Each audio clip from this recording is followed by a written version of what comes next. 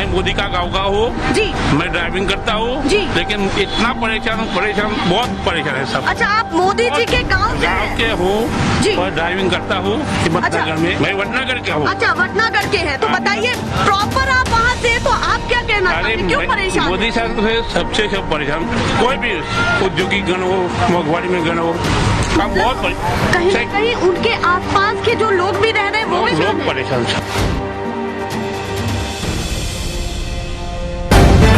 The live TV, सच सबसे आगे। दोस्तों, मैं बात हफीज हूं। आज तक कोई भी मोदी जी का भले ही क्लासमेट नहीं मिला हो या उनके साथ कोई चाय बेचने वाला नहीं मिला हो, लेकिन एक व्यक्ति मिल गया जो मोदी जी के गांव का है, और उसने जो एक चैनल है वहां का local news channel NP news, उससे जो कुछ कहा है, उसने अच्छे अच्छे गुजरात मॉडल के गुणगान करने वालों के होश उड़ा दिए होंगे। मैं आपको दिखाऊंगा और बताऊंगा कि क्या कहा है पूरे विकास की, पूरे गुजरात मॉडल की और मोदी जी के गवर्नेंस की, जो उनके खुद के गांव का हाल है। इस व्यक्ति ने, सज्जन ने, जो खुद को मोदी जी के गांव का बता रहा है, पूरी पोल खोल के रख दी है। भारतीय जनता पार्टी के नेताओं के पास अब कोई जवाब नहीं होगा और गोदी मीडिया के पास कोई सवाल भी नहीं होगा पूछने के लिए, क्योंकि वो तो सवाल पूछ ही नहीं सकते हैं। श्रीनिवास बीवी, जो राष्ट्रीय अध्यक्ष युवा कांग्रेस के, उन्होंने डाला है इसको, इस वीडियो को एनपी न्यूज का है, उनके पत्रकार ने बनाया है और ये लिखा है श्रीनिवास बीवी ने, मैं मोदी के गांव का हूं, जरा इनकी भी सुनिए।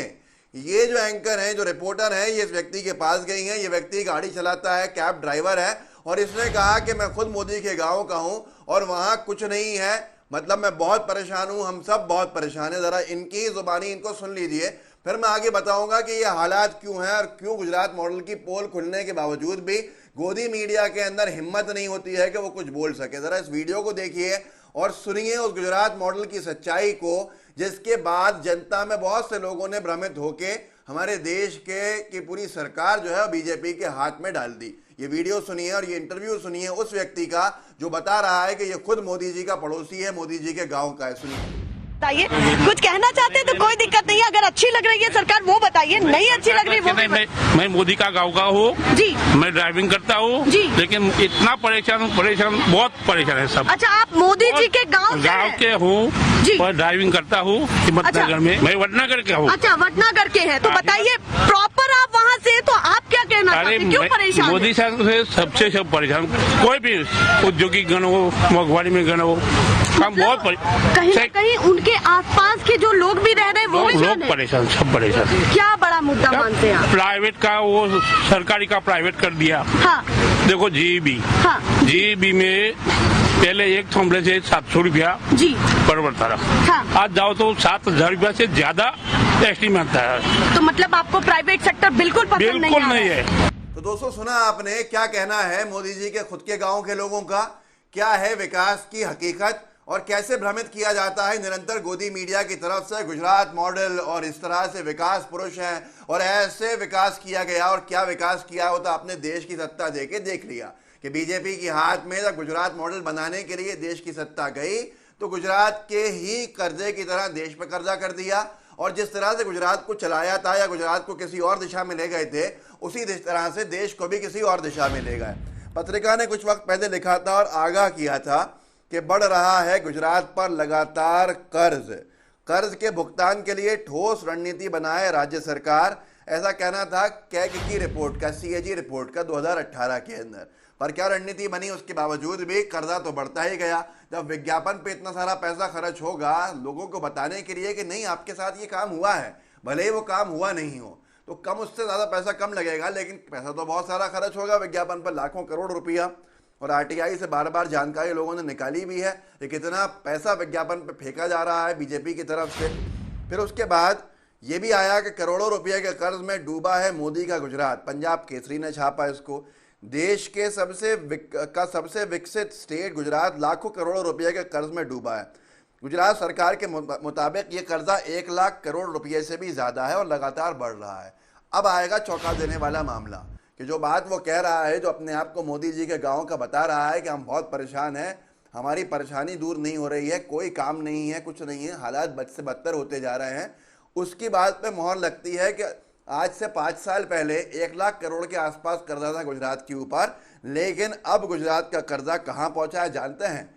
और ये किसने बताया है? ये मैं नहीं बता रहा हूँ, एबीपी न्यूज ने लिखा है और ये बता रहे हैं कि गुजरात के एक विधायक ने जब ये सवाल लगाया कि कितना कर्जा है, तो गुजरात सरकार के मंत्री ने ये जवाब दिया है। और जवाब क्या दिया, जिसको एबीपी न्यूज की हेडलाइन बनाया गया है, गुजरात का सार्वजनिक कर्ज पहुंचा 3 लाख करोड़ के पार, राज्य के वित्त मंत्री ने दी जानकारी। इसके बावजूद भी अगर गोदी मीडिया को मजा आ रहा है इस तरह के अफवाहें फैलाने में, गुजरात मॉडल तथाकथित जो है उसको भुनाने के अंदर, तो भुना सकते हैं, लेकिन देश का क्या हाल हो रहा है ये आप भी देख रहे हैं। गुजरात का सार्वजनिक कर्ज 2020-21 के अनुमानों के अनुसार 3 लाख करोड़ रुपए के पार पहुंच चुका है। मंगलवार को राज्य विधानसभा में इसकी जानकारी दी गई। और इतनी ज़बरदस्त सरकारें हैं बीजेपी की कि मोदी जी के गृह राज्य के अंदर जो मंत्री हैं, वित्त मंत्री, वो क्या कह रहे हैं आप जानते हैं? ये बताते हुए वो खुश हो रहे हैं और कह रहे हैं कि ये 3 लाख करोड़ रुपया का कर्जा पॉजिटिव साइन है। टीवी भारतवर्ष ने लिखा है, गुजरात सरकार का कर्जा हुआ 3 लाख करोड़ रुपए के पार। वित्त मंत्री ने कहा, विकास का सूचक होता है राज्य का कर्ज, राज्य का ऋण। कानू देसाई ने कहा, किसी राज्य का ऋण विकास का सूचक होता है। हमारा कर्ज राज्य के सकल घरेलू उत्पाद जीडीपी का लगभग 21% है, जो निर्धारित सीमा के भीतर है। पंजाब का कर्ज इतना है उतना है, इस की बातें करने लगे। अब यहाँ पर यही नहीं है कि बेरोजगारी की क्या हालत है, जिस वजह से वो परेशान है। मोदी जी के गांव का व्यक्ति जो कह रहा है मैं वडनगर का हूँ, मोदी जी के गांव का हूँ और बहुत बुरे हाल हैं। तो सुन लीजिए, गुजरात के में रोजगार के बारे में जो जानकारी विधानसभा में दी थी अभी कुछ महीने पहले, सरकार ने ही, बीजेपी की सरकार ने, उसको हिंदुस्तान ने छापा था। गुजरात सरकार ने विधानसभा में बताया, राज्य में करीब 3,64,000 शिक्षित युवा है बेरोजगार। 3,64,000 शिक्षित युवा बेरोजगार होने का दावा गुजरात की सरकार ने गुजरात की विधानसभा में किया। लेकिन कुछ ही वक्त के बाद जब पद निकाले गए, तो 1 महीने बाद, जून, अभी कुछ दिन पहले, 1 महीना पहले जब पद निकाले गए 3400, तो न्यूज़ बाइट्स ने लिखा बेरोजगारी, अब उस आंकड़े को याद रखिएगा, जिसमें कहा गया है कि 3,64,000 के आसपास जो है वो शिक्षित युवा बेरोजगार है। अब जब यहाँ पर आंकड़ेबाजी कैसी होती है, न्यूज़ बाइट्स ने लिखा है, वो याद रखिएगा, 3,64,000 बेरोजगारी। न्यूज़ बाइट लिखता है, गुजरात में 3400 पदों के लिए 17 लाख युवाओं ने किया आवेदन। 34 लाख पद निकाले गए, राजस्व क्लर्क के निकाले गए, और उस भर्ती के लिए आवेदन करने वाले उम्मीदवारों की संख्या से लगाया जा सकता है अंदाज़ा। इन पदों पर भर्ती के लिए 17 लाख युवाओं ने आवेदन किया है। एक तरफ तो बीजेपी की सरकार कह रही है कि जो हमारे शिक्षित युवा हैं वो 3,64,000 के करीब बेरोजगार हैं, लेकिन जब पद निकाले हैं 3400, तो उनकी मांग के लिए 17 लाख युवाओं ने आवेदन दिया है। 3400 पद और 17 लाख युवा। जबकि जागरण ने लिखा, गुजरात ने बड़ी बेरोजगारी की संख्या, सरकारी आंकड़ों ने किया पर्दाफाश।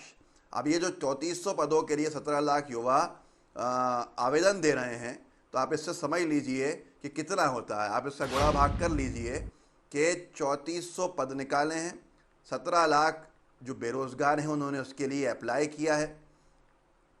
एक पद के लिए 500 लोगों ने अप्लाई किया।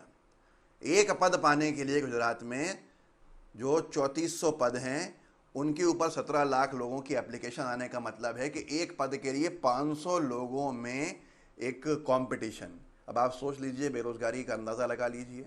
तो जो वडनगर के उस भाई ने बात कही है, जो वीडियो वायरल हो रहा है, जिसका दावा है कि वो मोदी जी के गांव का है, तो उसकी बातों की सच्चाई आप इससे अंदाज़ा लगा सकते हैं।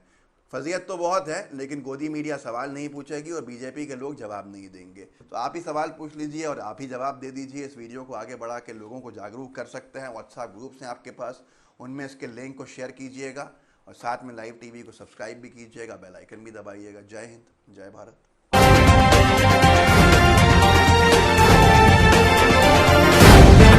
द लाइव टीवी, सच सबसे आगे।